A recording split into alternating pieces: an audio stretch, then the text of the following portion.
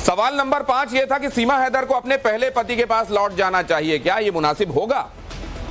हां कहने वाले कितने हैं?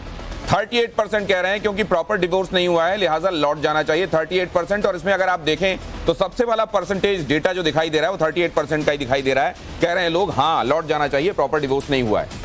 नहीं, अब लौट कर क्या जाना, 18% लोग कह रहे हैं उसकी इच्छा का सम्मान होना चाहिए, 18%। अगर ये दोनों 18 जोड़ दें, नहीं जाना चाहिए और उसकी इच्छा का सम्मान हो तो 18 दूनी 36 हो जाता है।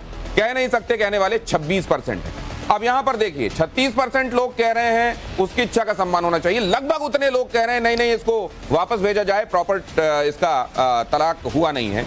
और न कह नहीं सकते कहने वाले 26%। 26% बड़ा हिस्सा जो कंफ्यूज है कि असल में इस मामले में क्या कहा जाए, क्योंकि कुछ स्पष्ट जब सामने आए तब तो उसमें स्पष्ट राय व्यक्त की जा सकती है। अगला सवाल देखिए, सीमा अगर अपनी फैमिली आगे बढ़ाती है, मसलन आने वाले दिनों में उसको अगर सचिन के साथ बच्चे होते हैं तो क्या होगा? ए, भारत की नागरिकता मिले, 19% लोग कह रहे हैं। नहीं, भारतीय नागरिकता तो बिल्कुल नहीं दी जानी चाहिए, 42%, सबसे बड़ा फिगर 42% कह रहे हैं भारतीय नागरिकता तो बिल्कुल नहीं दी जानी चाहिए।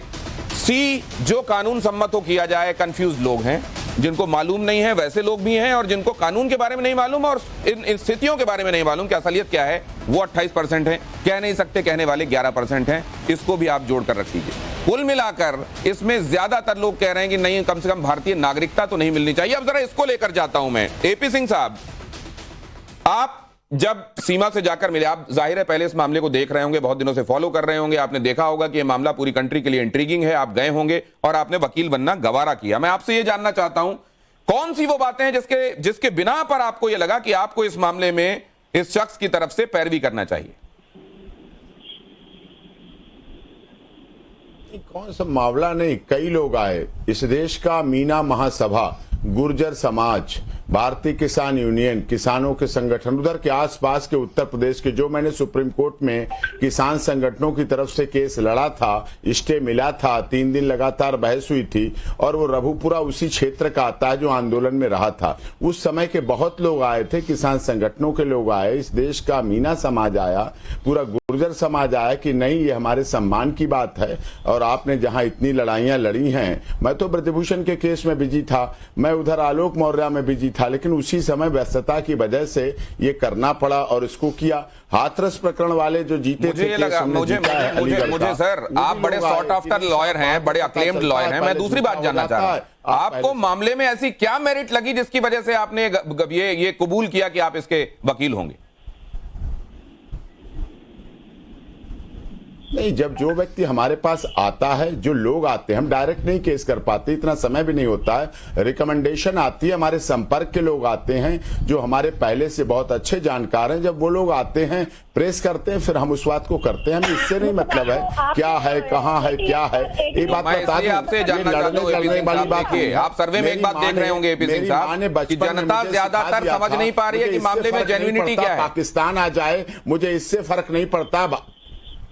सर, एपी सिंह सर, माफ कीजिएगा इंटरजेक्शन के लिए, और आप बाहर से जुड़े हैं तो इसमें तारतम्य टूटता है, इसके लिए मैं माफी चाहता हूं। थोड़ा सा असुविधा हो रही होगी, इसके लिए भी माफी चाहता हूं। लेकिन ऐसी कौन सी बात है, क्योंकि आप वकील होने के नाते सिर्फ ऐसा नहीं होता होगा कि कोई जाए आपके सामने कहे मेरा केस लड़ लीजिए जी, आप कह दें हां, या कोई प्रेशर ग्रुप जाए और आपसे कहे, बहुत सारे लोग चले जाएं कि एपी सिंह साहब हमारा केस लड़ लो, आप कह दें हां।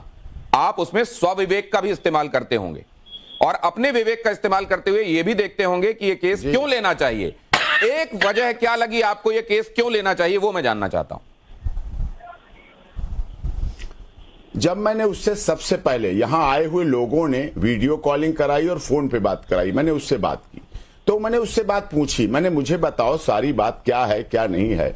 मुझे उसकी बात, जो उसने बात की मुझसे, जो उसने बोला, काफी लंबी देर बात की, मैंने सारी उसकी हिस्ट्री सुनी। लोग यहाँ बैठे थे, मैंने बुलाई नहीं, उन्होंने कहा मैं बुला लाऊं, मैंने कहा नहीं, बुलाना उचित नहीं है, मैं यहीं से बात करूंगा।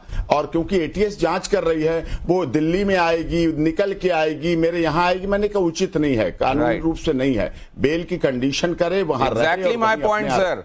उसके बोलने का तरीका बहुत प्रभावी है, इसीलिए लोग बहुत सारे जो है उसमें तुरंत ही कहते हैं कि नहीं नहीं ये तो इनोसेंट है।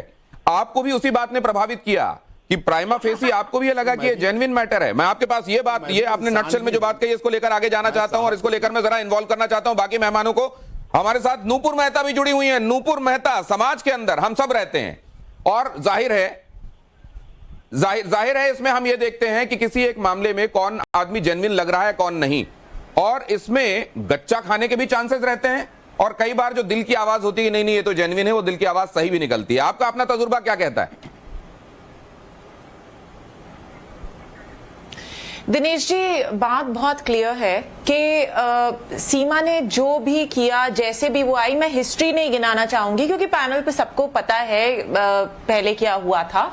पर अभी आज की डेट में वो इलीगल इमिग्रेंट है, तो इलीगल इमिग्रेंट को हिंदुस्तान में नहीं रखना चाहिए और हिंदुस्तान को उसको वापस भेज देना चाहिए। अब बात यहाँ पे ये आती है कि उसके साथ वापस जाके होगा क्या? फतवा निकलेगा, हो सकता है वो वहां पे नहीं रह पाए। मैम आपकी बात नहीं रह पाए, आपकी बात और एपी सिंह सर की बात को मैं आगे बढ़ाता हूँ। प्लीज मैं आपके पास दोबारा लौटता हूँ। इस वक्त संक्षिप्त आपको रख रहा हूं, इसलिए माफी चाहूंगा।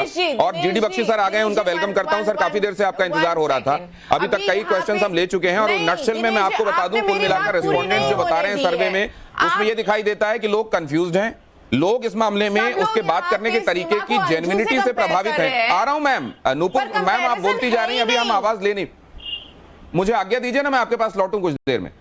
जीडी बख्शी, आप मेरी बात नहीं सुन रहे हैं। नहीं बात सुनूंगा नूपुर मैम, नाराज मत होइए। 5 मिनट दीजिए, मैं आपके पास वापस लौट कर आ रहा हूं, प्लीज नाराज मत होइए।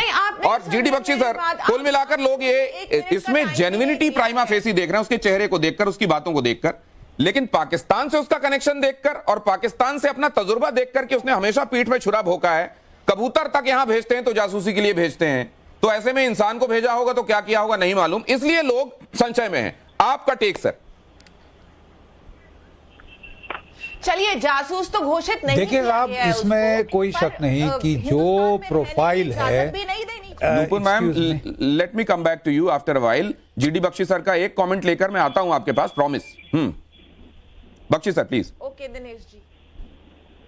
हाँ, मैं कह रहा था कि देखिए जो प्रोफाइल है इस इंसिडेंट की, वो तो पूरी एक आईएसआई के हनी ट्रैप ऑपरेशन की है, लेकिन फर्क इसमें अब ये आ गया है कि ये बहुत क्लमजी ऑपरेशन था, बहुत बैडली हैंडल्ड ऑपरेशन था, और ये इतना मीडिया की ग्लेयर लाइट में आ गया है कि इसका जो अगर स्पाइंग कैरियर करना था तो वो तो फ्रॉम डे 1 कोलैप्स हो गया है।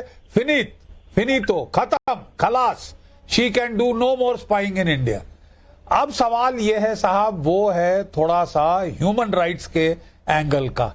पाकिस्तान एक वहशी, दरिंदा और पागल मुल्क है, ठीक है। वहां के जो मुल्ले हैं वो क्या करेंगे इसका, वो इसको टॉर्चर करेंगे, इसको मार डालेंगे, ब्लास्फेमी लॉज के नीचे लाएंगे, ये कहना बड़ा मुश्किल है। तो इसको देखकर हमको ये जो ह्यूमैनिटेरियन एंगल है ये भी हमको मद्देनजर रखना होगा। ये स्पाइंग के लिहाज से अब कुछ नहीं कर सकती। एक स्पाई जो है वो शैडोज में ऑपरेट करता है, वो परछाई में रहना चाहता है, वो खुलकर लाइमलाइट में आना तो उसके लिए इस पर बनता है। आपने कहा ये बैडली हैंडल्ड एक मसला है और मीडिया के ग्लेयर में आ गया है। ये दो बातें तो खैर इंडिया की तरफ होना है कि जवाब मिलना चाहिए।